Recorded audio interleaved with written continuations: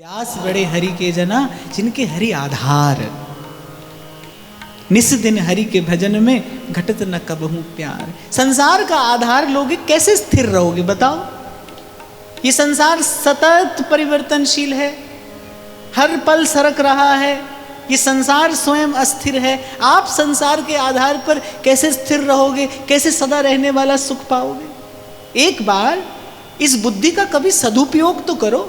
आज तक बुद्धि का प्रयोग किया है केवल 1 से 10 करने में।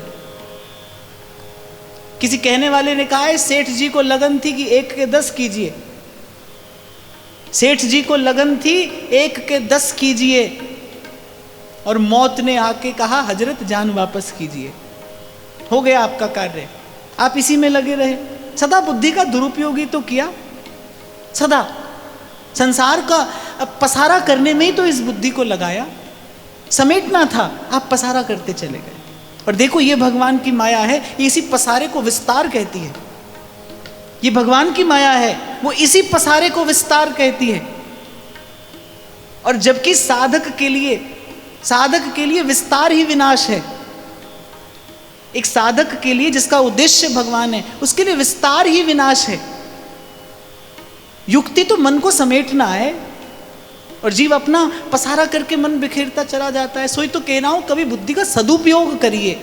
कभी गुरुजनों से विवेक प्राप्त करके आत्म अनात्म के उस विवेक से युक्त होकर स्वयं को देखिए, संसार को देखिए। इस प्रतिक्षण परिवर्तनशील संसार का आधार लेकर कैसे स्थिर रहिएगा, कैसे स्थिर रहने वाला सुख पाइएगा। बुद्धिमान वही हैं जिन्होंने हरि को आधार बनाया है, जो आद सच जुगाद सच है भी सच और नानक होसी भी सच। इसलिए राधा वल्लभ के गुण गाए ले ओ, राधा वल्लभ के गुण गाए ओ, राधा वल्लभ के गुण गाए। आगे कहते हैं व्यास बड़े हरि के जना हरि को अर्प्यो आप। व्यास बड़े हरि के जना हरि को अर्प्यो आप। निस दिन अति उल्लास मन मुख में हरि जस जाप। निस दिन अति उल्लास मन मुख में हरि जस जाप। ब्रह्म ऋषि स्वामी श्री सत्यानंद जी महाराज की वाणी है। बड़ी प्यारी बात कहते हैं 2 पंक्तियों में। कहते हैं तेरे जन के हित लगे तन मन धन सब ठाट। तेरे जन के हित लगे तन मन धन सब ठाट। आत्मा तुझ में ही रमे और मुख में तेरा जाप। ऐसा साधक का जीवन हो। जो भी है आपके पास, तन मन धन सब ठाट। कैसे कहाँ लगे? तेरे जन के हित लगे। कल आपको यही निवेदन कर रहा था मैं आपसे कि तन हो मन हो धन हो सेवा कर दीजिए। और मैं तो कहता हूं कि सद्गुण हो या संपत्ति, सद्गुण हो या संपत्ति, दोनों को सुरक्षित रखने की विधि सेवा है। आपको भले ऐसे लगता हो कि धन तिजोरी में सुरक्षित रहता है, नहीं रहता है, नहीं रहता है, वो तो नष्ट हो रहा है। यहां तो कहते हैं कि धन की 3 गति है। इसे तो धन के नाश की गति बताया है शास्त्रों ने, जो केवल पड़ा ही रहा। आप स्वयं भी अपने लिए उसका उपयोग नहीं कर पाए। और एक बात आपको और बता दूं, जितना एकत्रित करते चले जाएंगे उतना लोभ बढ़ता चला जाएगा। बहुत लोग प्रश्न करते हैं, बोले महाराज सेवा करना चाहते हैं पर साधन नहीं है। और मैं मन में हंस देता हूं, भाई साधन वाले सेवा कर ही कहां पाते हैं। ये मैं आपको अपना अनुभव बता रहा हूं, बड़ा कटु अनुभव है ये, कि जब होता है तब मन नहीं होता, जब नहीं होता है तब मन होता है। भगवत रसिक देव जी ने तो वाणी में ही लिखा है। ऐसी कुछ हरि की लीला है। इसलिए सेवा करने के लिए साधन की नहीं, सेवा करने के लिए सद्भाव की आवश्यकता है। सेवा करने के लिए सद्भाव अपेक्षित है। तेरे जन के हित लगे, तन मन धन सब ठाट जो है उस सेवा में लगाइए। आत्मा तुझ में ही रमे और मुख में तेरा जा। व्यास जी कुछ ऐसा ही लक्षण बता रहे। व्यास बड़े हरि के जना, हरि को अर्प्यो आप। अब निस दिन अति उल्लास मन, मुख में हरि जस जाप। देखो आप और मैं एक यात्रा पर हैं, चल रहे हैं धीरे धीरे। कोई संसार की ओर आगे बढ़ रहा है, कोई प्रभु की ओर आगे बढ़ रहा है। प्रत्येक व्यक्ति यात्रा पर है, चल रहा है और जन्म जन्म से चल रहा है। लिखने वाले ने तो बड़ा खूब लिखा है, कहता है चलते चलते थक गया, न मिली मंजिल ना चीज। चलते चलते थक गया और न मिली मंजिल ना चीज, यूं कहने को चल के जाना था बस जिस्म से मुझे रूह तक। केवल तन से मन तक, केवल तन से मन तक और फिर मन से आत्मा तक चलना था। यात्रा तो इतनी सी थी, पर चलते चलते थक गया, न मिली मंजिल ना चीज। आप और मैं सब यात्रा पर है, चल रहे हैं। कोई बुद्धि का दुरुपयोग करके संसार की ओर बढ़ता चला जा रहा है, प्रभु से दूर होता चला जा रहा है, और कोई सत्संग का आश्रय लेकर प्रभु के निकट होता चला जा रहा है।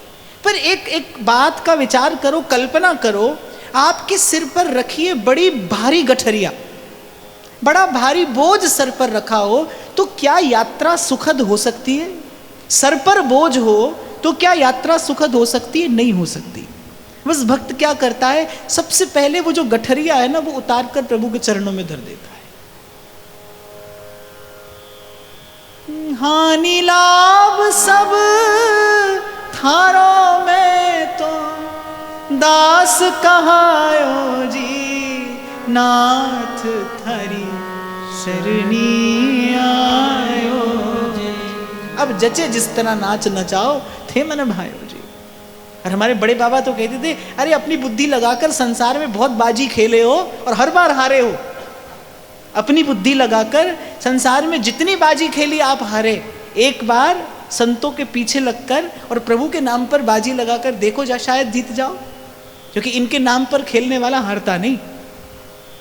पराजय के बड़े प्रसंग उपस्थित हुए पांडवों के सामने। कल भी मैं आपको कह रहा था, श्री कृष्ण ने सीधे सीधे पक्षपात किया। अगर नहीं होते प्रभु तो पांडव किसी भी स्थिति में विजयी नहीं हो सकते थे। सीधे सीधे पक्षपात किया। सब मम प्रिय सब मम उपजाए, सब पर मोही बराबर दाया, ये कहने वाले भगवान ने पक्षपात किया। एक बार विचारो, भीष्म भी भगवान के भक्त हैं, अर्जुन भी भगवान के भक्त हैं। दोनों कहते हैं भाई कल लड़ेंगे। अब निष्पक्ष तो ये था कि भाई ठीक है, जो बलशाली होगा जीत जाएगा। और ठाकुर जी जानते हैं कि भीष्म बलशाली है, सीधे सीधे युद्ध में जीत नहीं सकते, तो पक्षपात ही तो किया। ले गए द्रौपदी को, युक्ति लगाई, और भीष्म पितामह ने पकड़ भी लिया और कहा कि बूढ़ा होने को आया है, अब तक गई नहीं चोरी, और नित नई नीतियां रचता है, तेरी चोरी मेरी चोरी। पहचान भी लिया, पर सीधे सीधे पक्षपात किया ना भगवान ने। कहते हैं जब रथ के घोड़े खोल रहे थे युद्ध के बाद, अर्जुन भगवान खोल रहे थे, तो अर्जुन ने कहा कि केशव अब तो युद्ध जीत लिया हमने, अब तो ये कार्य मैं करता हूं। भगवान मुस्कुराए, भगवान ने कहा दूर रहो। अर्जुन ने कहा नहीं नहीं, अब ये कार्य मैं करूंगा, आप हटिए, मैं करता हूं।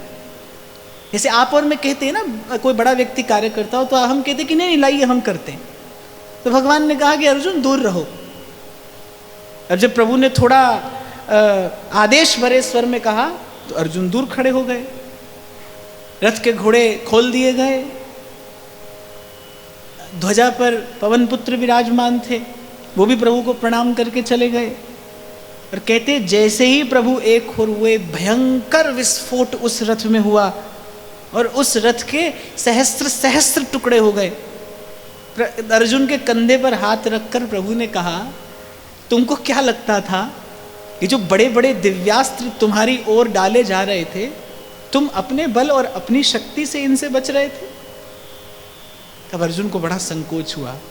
अर्जुन को बड़ा संकोच हुआ। अर्जुन ने मुख नीचे कर लिया कि मैं भूल गया, आप बैठे थे सन्मुख, नहीं तो जिन्होंने अर्जुन को अर्जुन बनाया उनसे जीत पाना कैसे संभव था? अरे भीष्म पितामह का पराक्रम ऐसा कि स्वयं भगवान परशुराम को भी भीष्म पितामह ने एक बार शस्त्र छोड़ने पर विवश कर दिया। ऐसा उनका पराक्रम। और भीष्म पितामह के पराक्रम के मूल में है श्री कृष्ण के चरणों की अनन्य भक्ति। अरे जो भगवान की प्रतिज्ञा तोड़ा सकता है उसे कौन पराजित करेगा? भगवान की प्रतिज्ञा तोड़ा दी। सूरदास तो कहते हैं जो हरि हूं न शस्त्र कहाऊं। आपने प्रतिज्ञा की है कि मैं शस्त्र नहीं उठाऊंगा, मैं आपकी प्रतिज्ञा तोड़वाऊंगा। छोड़नी पड़ी भगवान को प्रतिज्ञा। अपना मान टले टल जाए पर भक्त का मान न टलते देखा। पर भगवान ने पक्षपात किया भाई, सीधे सीधे पक्षपात किया, अनेक बार किया। तो एक बार इनके नाम बाजी लगा कर देखो, हो सकता है जीत जाओ। एक बार जहां ले चलोगे वहीं मैं चलूं। कुछ कहिए मत, बस कुछ कहिए मत। फिर कहूं आपसे, योजना मत बनाइए अपने लिए। कोई योजना मत बनाइए। आप सब लोग बैठे हैं वृंदावन धाम में, महाराज श्री भी यहां पर बैठे हैं। मेरा यहां तक आना हुआ, मैंने तो कभी अपने जीवन में कल्पना भी नहीं की थी। मेरे जीवन में कहीं दूर दूर तक कोई ऐसी कल्पना नहीं थी, कोई ऐसी विचारधारा नहीं थी, कुछ भी नहीं था। लेकिन एक बात का आप विश्वास रखना, यहां तक आया, आगे प्रभु लेकर जाएंगे। एक बात जीवन में रही और वो ये कि कल क्या करना है, मैंने कभी इसकी योजना नहीं बनाई। मेरे मन में सदा एक बात का विश्वास रहा। जब मैंने अपनी ओर देखा और ईमानदारी से अपनी ओर देखा, तो मैंने सदा अपने मन से कहा कि अरे तुझे संसार के प्रपंच से उठाकर कोई यहां तक भी तो लाया है। क्या मैं आने वाला था? क्या मेरा कोई भजन, मेरा कोई साधन, मेरा कोई बल? कुछ भी तो नहीं, कुछ भी नहीं बाप, कुछ भी नहीं। मैं तो उस दिन भी आपसे कह रहा था, कोई कहता है आपके पूर्व जन्म का पुण्य होगा। भाई किसने देखा है, किसने जाना है? लेकिन मैं इस जन्म की बात करूं तो कोई भजन नहीं, कोई साधन नहीं। और केवल भजन साधन की बात क्या करिए, सब ओर से साधनहीन, सर्व साधनहीन। अगर कुछ स्मरण है मुझे जीवन में तो केवल संतों की कृपा और उनका आशीर्वाद तो स्मरण है। ये प्रभु की कृपा रही कि संतों की सेवा मिलती रही, संतों का संग मिलता रहा, आशीर्वाद मिलता रहा। अपना तो कोई साधन नहीं, कोई भजन नहीं, कोई बल नहीं, कोई युक्ति नहीं, और न बुद्धि और न कौशल। तो मुझे लगता है कि भाई अरे कोई यहां तक भी तो ले आया। कहाँ यहां तक भी हमने आने का कोई विचार किया था, कोई योजना बनाई थी? अब जब यहां तक आ गए हैं फिर योजना कैसी? और इस यात्रा पर निर्भर होकर और आनंद युक्त होकर चलने की यही विधि है भाई। योजना मत बनाइए। सो व्यास जी ने कहा, बड़े हरि के जना हरि को अर्प्यो आप। प्रभु मैं अपने आप को चढ़ाता हूं आपके चरणों में। और अपने आप को चढ़ा देने का मन क्या है कि अब अपने लिए मन में कोई इच्छा, कोई विचार, कोई संकल्प नहीं। हानि लाभ सब थारों में तो दास कहायो जी, नाथ थरी सरनी आयो। और जहां तक इन संतों की और सत्संग की कृपा से थोड़ा सा प्रभु का स्वभाव मैंने जाना है, तो वो तो यही है भाई, कोई रंच मात्र प्रेम लेकर इनके निकट जाए तो ये तो स्वयं को ही दे देने को तत्पर हो जाते हैं। ये तो स्वयं को ही दे देते हैं। भक्तमाल जी में श्री रामदास जी का प्रसंग आता है। मुझे बड़ा प्रिय प्रसंग है, मैं फिर स्मरण कर रहा हूं क्योंकि व्यास जी भक्तों का ही यश गा रहे हैं। द्वारिकाधीश का दर्शन करने जाया करते थे। प्रति एकादशी को कीर्तन करते हुए जाते थे, ऐसा उनका नियम था। वृद्ध हो गए, अशक्त हो गए। अब प्रभु ने कहा कि अब आप मत आया करिए, आप बड़ा परिश्रम करके आते हैं, आपका ये परिश्रम हमसे देखा नहीं जाता। तो उन्होंने कहा कि प्रभु जब तक जीवन है तब तक तो हम अपना व्रत निभाएंगे। अशक्त शरीर, गिरते पड़ते और साधनहीन, कोई साधन भी नहीं, आते हैं किसी प्रकार लेकिन प्रभु का दर्शन करते हैं। अब प्रभु ने कहा भाई अब हमसे और नहीं देखा जाता, अब अगली बार आइएगा तो गाड़ी लेकर आइएगा, हम आपके संग चलेंगे। अच्छा, ये इस घटना का जब कभी मैं विचार करता हूं तो मुझे ये लगता है कि क्या द्वारिकाधीश का कोई और भक्त नहीं था? हजारों लोग दर्शन करते होंगे नित्य मंदिर में, पर किसी की नहीं पड़ी प्रभु को, केवल एक अपने भक्त के लिए। द्वारिकाधीश द्वारिका का वो सर्व वैभव युक्त मंदिर छोड़कर उस भक्त की कुटिया में जाकर विराजे, डाकौर जी में उस भक्त की कुटिया में जाकर विराजे। और कहते हैं जब कुटिया में गए तो वहां 2 समय के भोग की व्यवस्था नहीं थी। ठाकुर जी जाकर उस कुटिया में विराजे। इनसे बड़ा भक्त का भक्त कोई होगा? इनसे बड़ा भक्त का सेवक कोई होगा? और कल ही मैं आपको सुना रहा था, एक बार उस झांकी का चिंतन करिए।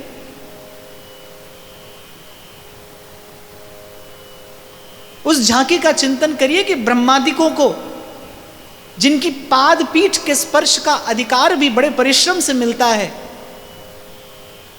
ब्रह्मादिकों को जिनकी पाद पीठ के स्पर्श का अधिकार भी बड़े परिश्रम से मिलता है, वो अपने भक्त की पादुका अपने पीतांबर में छुपाकर खड़े रहते हैं। ऐसा कोई होगा भक्त का भक्त? ऐसी भक्ति कोई करेगा भक्त की? और ऐसा प्रेम कौन निभाएगा? ऐसी प्रीति की रीति निभाना जानता कौन है? इसलिए भाई प्रेम से, अनुरोध से, जैसा आप समझें, मैं तो आपको यही कहूँगा, बड़े बड़े भाग से ये जन्म, ये जीवन मिला है। और आप और मैं तो फिर भाग्यशाली से भी परम सौभाग्यशाली हैं। हमें तो वृंदावन बिहारी के चरण मिले हैं। ध्रुवदास जी कह रहे हैं, ऐसे रसिक किशोर प्रभु जिन ना भजे चितलाए, जो वस्तुतः प्रीत निभाना जानता है, प्रेम का निर्वाह करना जानता है। और चाहता क्या है आपसे? कुछ भी तो नहीं, कुछ भी तो नहीं चाहता, केवल ये कि आप अपने लिए कोई योजना मत बनाइए। वो कहता है एक बार स्वयं पर मुझे अधिकार करने दीजिए, अपने लिए कोई योजना मत बनाइए। हरि को अर्प्यो आप। आगे कहते हैं, व्यास बड़े हरि के जना, हरि ही नवावत माथ। व्यास बड़े हरि के जना, हरि ही नवावत माथ। जिनके ही में बसत हैं 3 लोक के नाथ। जिनके ही में बसत हैं 3 लोक के नाथ। हरि ही नवावत माथ, जिनके हिय में बसत हैं 3 लोक के नाथ। हमारे बाबा कहते थे, बोले प्रभु के चरणों में जो रख देता है अपना मस्तक, कहते थे जो प्रभु के चरणों में अपना मस्तक रख देता है, वो माया के मस्तक पर चरण रखकर प्रभु के धाम में जाता है। जो प्रभु के चरणों में अपना मस्तक रख देता है। अभय पद दे विभीषण को किया लंकेश पल भर में। उसी के हाथ है मेरी नाव, तो किस बात की चिंता। और ऐसे शील निधान प्रभु हैं कि याचना करने पर तो संसार भी दे देता है भाई। एक उदार व्यक्ति के द्वार पर कोई याचना करने जाए तो वो खाली थोड़ी लौटता है। भूखा हो तो भोजन मिलता है, नग्न हो तो वस्त्र मिलता है, किसी वस्तु की कामना हो तो वस्तु भी मिलती है। संसार में बड़े बड़े उदार हृदय दानवीर हुए हैं, जो जिनका जीवन व्रती है कि भाई द्वार पर जो आया है वो खाली नहीं जाए। हाँ, पर संसार याचना करने पर देता है, तो याचना करने पर तो संसार भी देता है। आपको क्या लगता है, क्या प्रभु भी याचना करने पर ही देते हैं? ना, प्रभु का स्वभाव ही नहीं है। अरे याचना तक तो वो भक्त को आने ही नहीं देते। बिन बोले सब किछ जानना, किस आगे कीजय अरदास। बिन बोले सब किछ जानना। यहां याचना की आवश्यकता नहीं है, बस हरि ही नवावत माथ। यहां मस्तक नवाने का तात्पर्य यही है, एक समर्पित भाव। पर ये जो विश्वास है ये दैवी संपत्ति है भाई। ये विश्वास जो है प्रभु के चरणों का, ये जो अटूट भरोसा है, ये दैवी संपत्ति है। और मुझे लगता है ये जीव अपने पुरुषार्थ से नहीं कमाता, ये तो गुरुजनों से प्रसाद मिलता है। प्रभु के चरणों का विश्वास संतों से पाया जाता है। ये संपत्ति संतों के निकट रहते रहते प्राप्त होती है। इसलिए जहां आप और मैं बैठकर चर्चा कर रहे हैं, इस देश में आरंभ कहीं से भी हो, पर विश्राम सत्संगति है, संत चरण है, संतों का संग है, संत की सेवा है। आगे कहते हैं, व्यास बड़े हरि के जना, हरि जस में भय लीन। व्यास बड़े हरि के जना, हरि जस में भय लीन। तन मन वचसा हरि बिना और कछु नहीं कीन। तन मन वचसा हरि बिना और कछु नहीं कीन। कहते हैं हरि जस में भय लीन और कछु नहीं कीन। मीना जी ने कहा ना, अरे राणा जी रूठे मारो कहीं कर लेसी, मैं तो हरि गुण गास्यारी माई, और राजा जी रूठे वारो देश रखासी, हरि रूठ्या कट जास्यारी माई। राम नाम रो जहाज चिलास्या और भव सागर तिर जास्यारी माई। मीरा दासी सांवल गिरधरी, वो तो चरण कमल लिपटास्यारी माई। मीरा कहती है बरजी में काऊ की नहीं रहूं, राम नाम रो जहाज चिलास्या और भव सागर तिर जास्यारी माई। नरसिंह जी का चरित्र आप देखिए, कोई भी प्रसंग उपस्थित हुआ, नरसिंह जी तो अपना खोल करताल हाथ में लेके गोविंद राधे माधवा गोपाल राधे माधव, गोविंद राधे माधवा गोपाल राधे माधवा। चलो आपका मन है गाइए, गोपाल राधे सीधा सीधा माधवा, गोविंद राधे माधवा गोपाल राधे माधवा, गोविंद राधे माधवा गोपाल राधे माधवा, गोविंद राधे माधवा गोपाल राधे माधवा, गोविंद राधे माधवा गोपाल राधे माधवा। गोविंद राधे माधवा गोपाल राधे माधवा। कबीर जी के जीवन में ऐसी कितनी घटना घटी, कभी कोई आ रहा है, कभी कोई आ रहा है, कभी कैसा प्रसंग उपस्थित हो गया, कभी कैसा। कबीर जी कह रहे हैं भाई सबे रोग की ओखद नाम, कुछ भी हो रहा हो। कबीर जी तो अपना कहीं झाड़ी में बैठकर राम राम जप रहे। नरसिंह जी का भात भरे तो ठाकुर जी भरे, संबंध निभाएं तो ठाकुर जी निभाएं, जो भी करे सो ठाकुर जी करे। आप क्या करोगे, हम तो आपका गुण गाएंगे। व्यास बड़े हरि के जना, हरि जस में भय लीन, और तन मन वचसा हरि बिना और कछु नहीं की। बोले प्रभु हम कुछ नहीं करेंगे। और भगवत मुदित जी कहते हैं, भगवत जो प्रभु सो लगे, तज नश्वर संसार, सब लज्जा भगवान को, क्यों बिगड़े व्यवहार। अच्छा, भक्त का व्यवहार कैसे बिगड़ जाएगा? ठाकुर जी कहेंगे भाई संसार कहेगा देखो भगवान का भजन करके यही पाया, तो भक्त का व्यवहार ठाकुर जी बिगड़ने नहीं देते। स्वार्थ परमार्थ सबकी लज्जा भगवान के हाथ में। कोई प्रभु के आश्रित हो जाए। जो अभी आपसे मैं कह रहा था ना, अपने लिए योजना मत बनाइए, आपका एक ही कार्य हो और कछु नहीं की, और ऐसी बन जाए तो फिर तो। मैं बहुत छोटा था तो कोई भजन गाया करता था, वो कहते थे कि बंसी वाले से जिसका संबंध है उसे हर और आनंद ही आनंद है।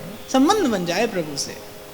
अब प्रभु जो करेंगे आप करेंगे, हम केवल आपका यश गाएंगे, हम केवल आपका गुण गाएंगे। अरे विचार करो, ये हरि का यश, ये हरि का गुण, ये सब साधनों की सिद्धि है।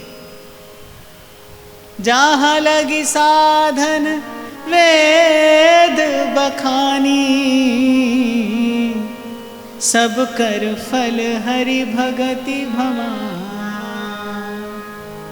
ये परम साधन, और साधन ही क्यों, तो सब साधनों की सिद्धि है, क्या अभाव रह सकता है। त्रिभुवनपति जिनके सुबस, और कहो कि माए। बस यही भगवान की माया है। ध्रुवदास कहते हैं ये माया श्री कृष्ण की मोयो सब संसार, आधे अधूरे अभावग्रस्त इस अपूर्ण जीव को अपने अपने पुरुषार्थ का बल रहता है। जबकि सूरदास कहते हैं अरे कियो गोपाल ही को होई, तुम मानो तो भी उसी का किया हो रहा है, नहीं मानो तो भी उसी का किया हो रहा है। जो कोई अपनो पुरुषार्थ मानत, तो झूठो है सोई, कियो गोपाल ही को होई। सबने माना रत्ती घटे न तिल बढ़े, जो लिख दी करतार। श्री मलुकदास जी तो कहते हैं अजगर करे न चाकरी, पंछी करे न काम, और दास मलुका कह गए सबके दाता राम। लेकिन मैं फिर यहाँ पर कहूँगा, सावधान होकर श्रवण करना, यह अकर्मण्य और पुरुषार्थहीन होने की बात संत नहीं कह रहे हैं, यह भगवत विश्वास की बात है। कर नहीं रहे, हो रहा है, जो हो रहा है उसकी कृपा से, उसकी राजी से, उसकी इच्छा से हो रहा है। भक्त ने भगवान की इच्छा में अपनी इच्छा मिला दी है। और मैं तो कई बार निवेदन करता हूँ, भक्ति की सबसे सरलतम व्याख्या क्या है, जो भगवान की इच्छा में अपनी इच्छा मिला दी जाए। अपनी कोई इच्छा नहीं, अपनी कोई इच्छा नहीं।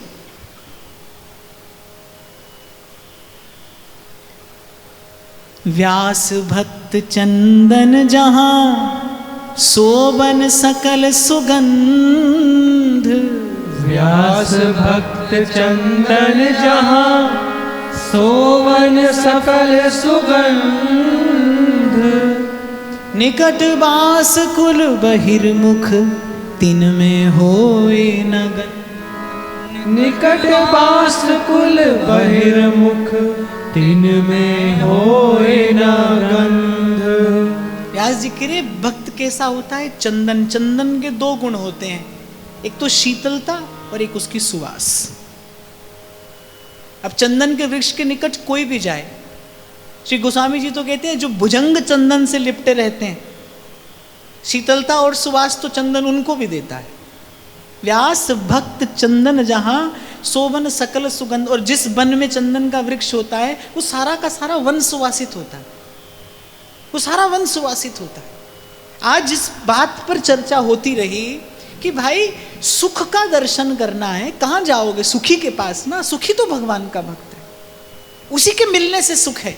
व्यास जी तो एक स्थान पर कहते हैं, जो सुख होत संत घर आए, जो सुख होत संत घर आए। सो सुख होत नहीं सुपने हूँ, सो सुख होत नहीं सपने हूँ। कोटिक तीरथ नहाए, संत घर आए, संत घर आए। कहते जो सुख होत नहीं, बहु संपत्ति बांझन बेटा जाए। और जो सुख भक्तन को चरणोदक पीवत गात लगाए। सो सुख सुपने हूं नहीं पैयत, कोटिक तीरथ नहाए। और जो सुख होत संत घर आए। एक भक्त का चरणामृत, व्यास जी कह रहे अरे कोटि तीर्थ के स्नान से वो सुख कहाँ, जो भक्त का चरणोदक पान करने में है। कई बार प्रसंग आता रहा, मैंने आपसे निवेदन किया कि भाई मुझे प्रणाम लेने का अवसर भी मिला है और प्रणाम करने का अवसर भी मिला है।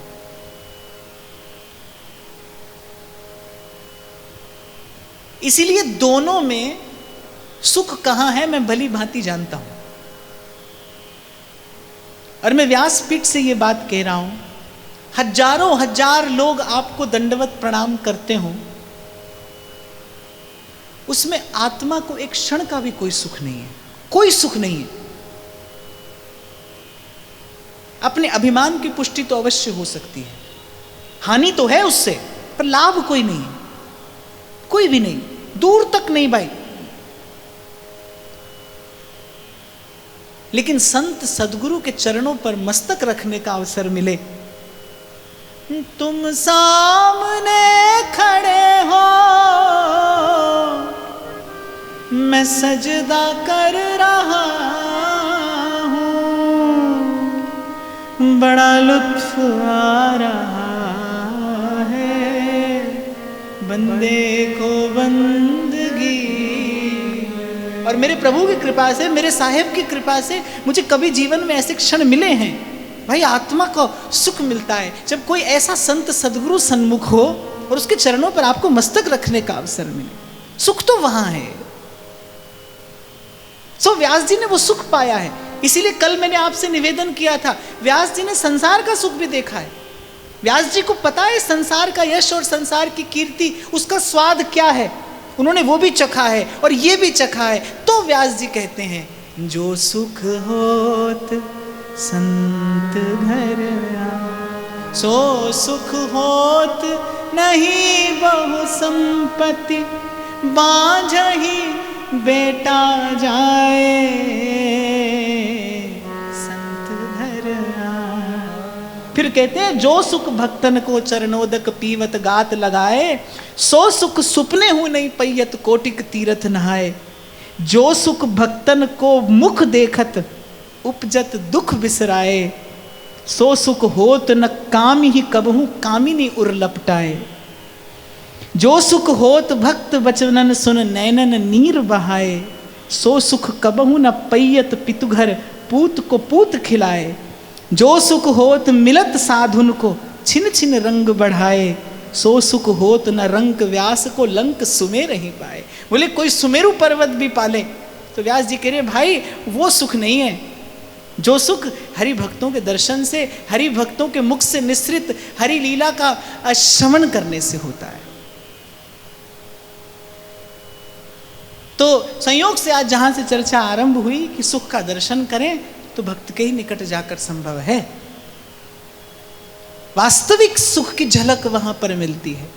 और जिनकी वाणी का हम आश्रय आधार लेकर ये चर्चा कर रहे हैं, उनके लिए मैंने निवेदन किया कि उन्होंने भाई संसार का विषय फल भी चख कर देखा है, खबर है उनको वो क्या है और ये क्या है, ये भेद जानते हैं और आप पर मुझ पर कृपा करके बता रहे हैं।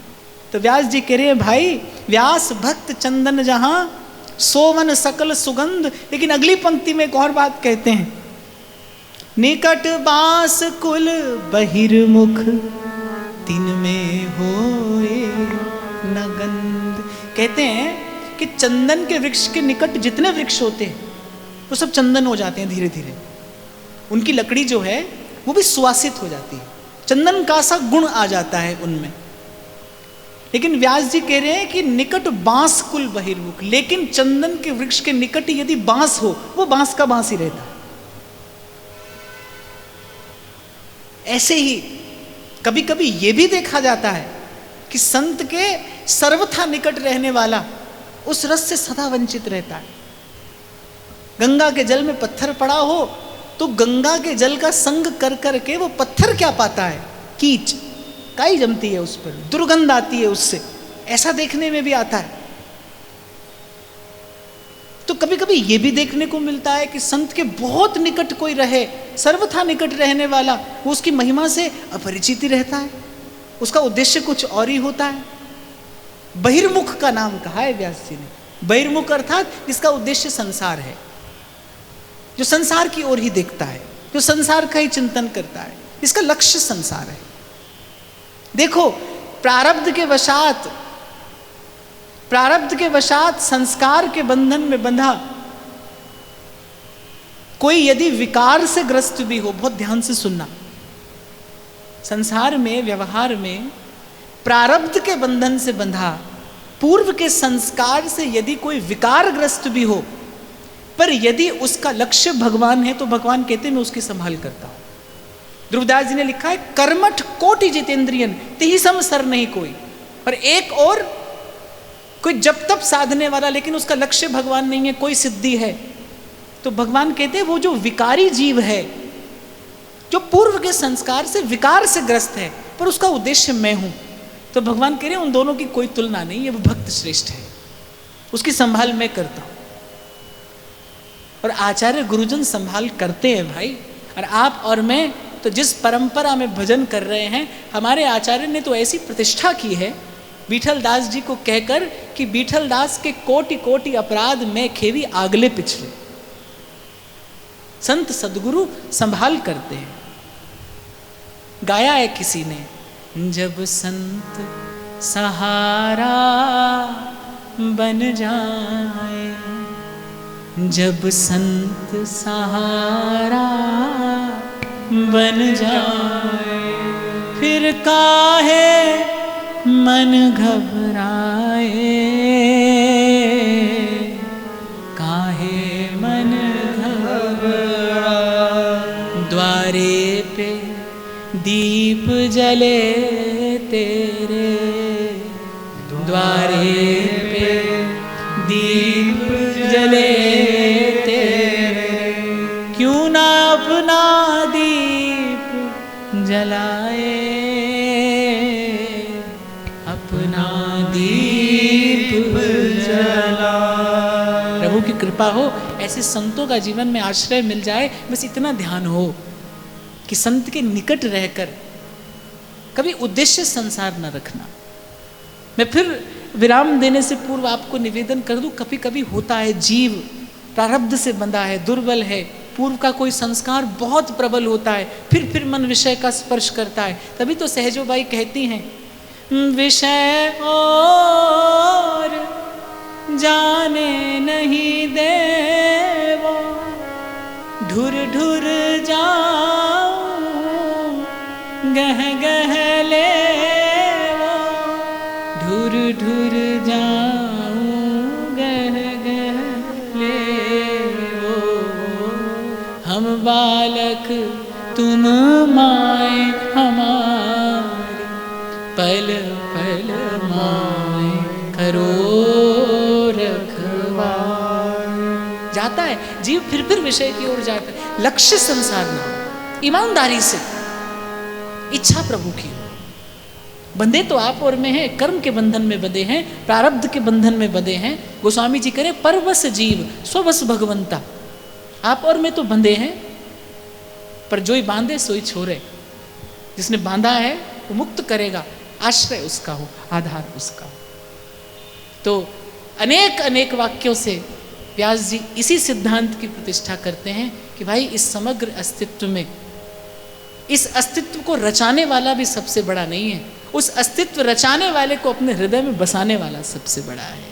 जिनके हिय में बसत हैं तीन लोक के नाथ, बड़े हरि के जना, बड़े हरि के जना। दो पंक्तियां मेरी इच्छा है, मन में भाव उमड़ रहा है, एक बार सब कहना। आज के दिवस पे जाऊं बलिहारा, आज के दिवस पे जाऊं बलिहारा, मेरे घर आया राजा राम जी का प्यारा, मेरे घर आया राजा राम जी का प्यारा।